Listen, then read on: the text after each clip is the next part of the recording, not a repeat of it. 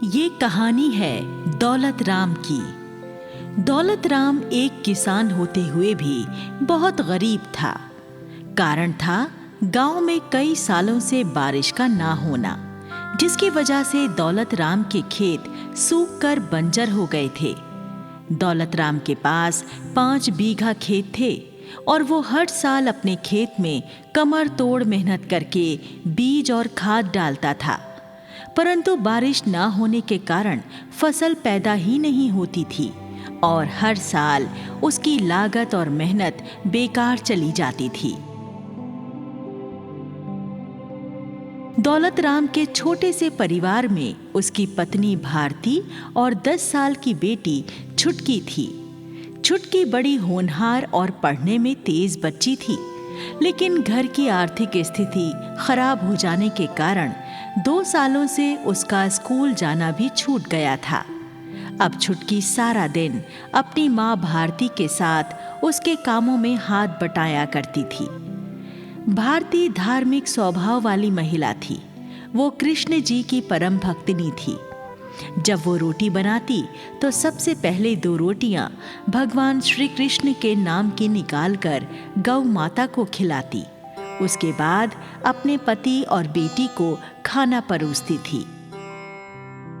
अपने घर का गुजारा चलाने के लिए दौलत राम सड़क बनाने वाले ठेकेदार के यहाँ मजदूरी का काम कर लिया करता था और जो मजदूरी के पैसे मिलते उनसे जूं तूं करके गुजारा कर लिया करता था। एक दिन की बात है, जब भारती गौ माता को रोटी खिला रही थी तो दौलत राम आ जाता है और उससे कहता है, अरे भारती, क्या तुझे पता नहीं है मैं कितनी मुश्किल से मजदूरी करके घर का गुजारा चलाता हूँ और तू आधा राशन गाय को खिला देती है। अरे ये आप कैसी बेकार की बातें कर रहे हो। हम लोग भगवान का दिया ही तो खाकर जीते हैं। अपने खाने से पहले अगर हम भगवान को भोग लगा देंगे तो भगवान हमसे प्रसन्न होंगे और हमारे भंडार भर देंगे। अरे भक्तनी, तेरे साथ बहस करने से कोई फायदा नहीं है। तू लगा अपने भगवान को भोग, जो होगा देखा जाएगा।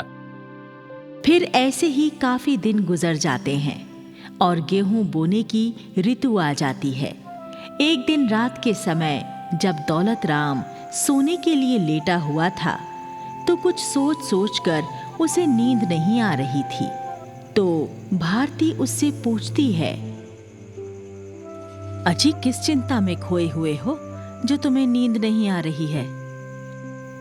भारती, गेहूं की फसल बोने की ऋतु आ गई है। मैं खेतों में गेहूं बोना चाहता हूं, पर क्या करूं? बीज, खाद और पानी के लिए मेरे पास पैसे ही नहीं है। 3 सालों से ये खेत हमें नुकसान पहुंचा रहा है। बारिश तो होती नहीं और फसल खराब हो जाती है। अगर इस बार भी ऐसा हुआ तो? मैं एक किसान पुत्र हूं भारती। खेती किए बिना मैं रह नहीं सकता। अरे मजदूरी तो मैं मजबूरी में कर रहा हूं। मुझे इस बार भी फसल बोनी है, पर क्या करूं? बीज और खाद का इंतजाम कैसे करूं? देखो जी, अगर तुमने फसल बोने का निश्चय कर ही लिया है तो ठीक है। मेरे पास मेरी शादी के 2-4 गहने रखे हैं। उन्हें बेचकर बीज और खाद ले आना और फसल बो देना। आगे भगवान कृष्ण की मर्जी, जो होगा देखा जाएगा। भारती के आश्वासन से दौलत राम की चिंता दूर हो जाती है और फिर वो आराम से सो जाता है। सुबह होने पर दौलत राम अपने हल बैल लेकर खेत जोतने जाने लगता है तो भारती से कहता है, भारती, मैं खेत जोतने जा रहा हूं। तू मेरी रोटी लेकर खेत पर आ जाना। दौलत राम वहां से चला जाता है। भारती भगवान कृष्ण की पूजा करती है। हे किशन कन्हैया, हे नंद गोपाल, मेरे पति खेत बोने जा रहे हैं। इस बार हमारे खेत पर अपनी कृपा बरसा दो प्रभु।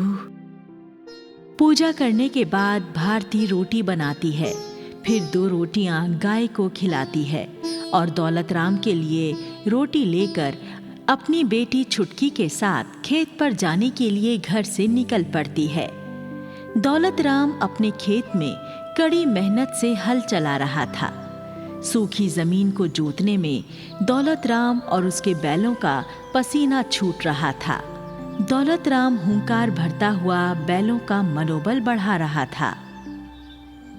हर हर हर हर, हा, हा, शाबाश शाबाश शाबाश, जोर लगा के मेरे शेरों। हाँ, हमें आज ही ये खेत जोत कर बुआई के लिए तैयार करना है। शाबाश। तभी भारती और छुटकी रोटी लेकर खेत पर आती हैं और खेत के किनारे खड़े नीम के पेड़ की छांव में बैठ जाती हैं। भारती दौलत राम को पुकारती है, अरे छुटकी के बापू, खेत बाद में जोत लेना, पहले आकर रोटी खा लो। भारती तुम बैठो वहीं, मैं थोड़ी देर में आता हूँ। थोड़ी देर गुजर जाने के बाद भारती फिर से दौलत राम को रोटी खाने के लिए कहती है और दौलत राम फिर से थोड़ी देर में आने के लिए बोल देता है। तो छुटकी भारती से कहती है, माँ, बापू ऐसे आने वाले नहीं हैं, मैं जाकर बापू को बुला लाऊं?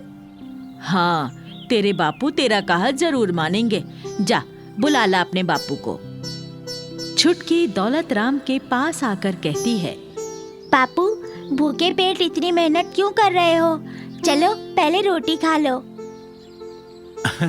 नाना छुटकी बिटिया, अभी तो पूरा खेत जोतने को पड़ा हुआ है। मैं पहले 2-4 क्यारी तो जोत लूं, फिर रोटी खाऊंगा। अगर मैं भी रुक गया ना तो बैल आलस में आ जाएंगे। छुटकी वापस भारती के पास आकर बैठ जाती है और दौलत राम खेत जोतने में व्यस्त रहता है।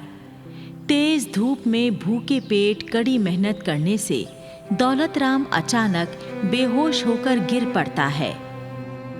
माँ, बापू बेहोश हो गए। हे भगवान, क्या हो गया इन्हें? अभी तो ठीक ठाक खेत जोत रहे थे। हे देवकी नंदन, हे कृष्णा, मेरे पति की रक्षा करना प्रभु। भारती और छुटकी दौड़कर दौलत राम के पास आती हैं और उसे संभालने लगती हैं। आसपास के खेतों में काम करने वाले किसान भी वहां आ जाते हैं। अरे भाभी, दौलत राम को क्या हुआ? ये बेहोश कैसे हो गया? पता नहीं, जुताई करते करते अचानक ही बेहोश हो गए।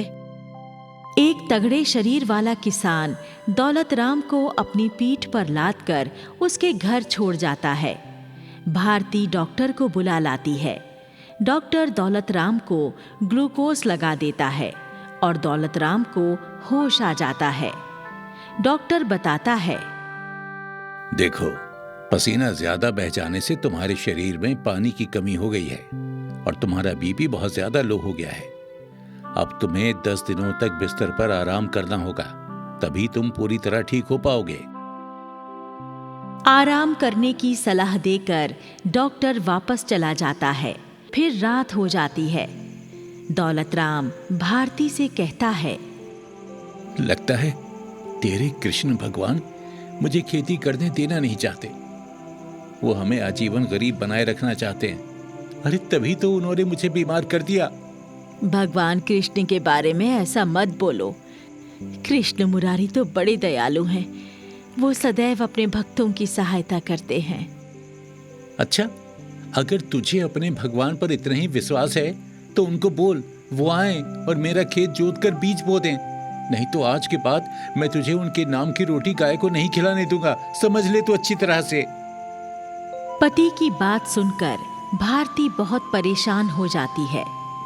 बैकुंठ में बैठे हुए भगवान कृष्ण दोनों पति पत्नी की वार्ता सुनकर मुस्कुराने लगते हैं और कहते हैं, वाह, ये मनुष्य तो बड़ा ही चतुर है। इसने तो मेरी भक्तनी के साथ साथ मुझे भी फंसा लिया। अब मुझे स्वयं धरती पर जाकर इसका खेत जोतना ही पड़ेगा। भगवान श्री कृष्ण बैकुंठ से धरती लोक पर आ जाते हैं और अपनी शक्ति से हल बैल पैदा करके स्वयं किसान बनकर दौलत राम का खेत जोतते हैं। फिर उसमें बीज भी बो देते हैं। इधर भारती सो रही होती है तो भारती के सपने में भगवान कृष्ण आते हैं और उससे कहते हैं, भारती, नींद से जागो, देखो, मैं स्वयं तुम्हें दर्शन देने आया हूं। भारती जाग जाती है तो अपने सामने अपने प्रभु को देखकर गदगद हो जाती है। हे मेरे प्रभु, प्रणाम प्रभु। आपके दर्शन पाकर मैं तो आज धन्य हो गई प्रभु, धन्य हो गई। मैं तुम्हारी भक्ति और सेवा से बहुत प्रसन्न हूं। मुझ में तुम्हारी अनमोल आस्था और अटूट विश्वास के कारण ही मैंने तुम्हारी भक्ति की लाज रख ली है। हे प्रिय भक्तिन, मैंने स्वयं किसान बनकर तुम्हारे पति का खेत जोतकर उसमें बीज भी डाल दिया है।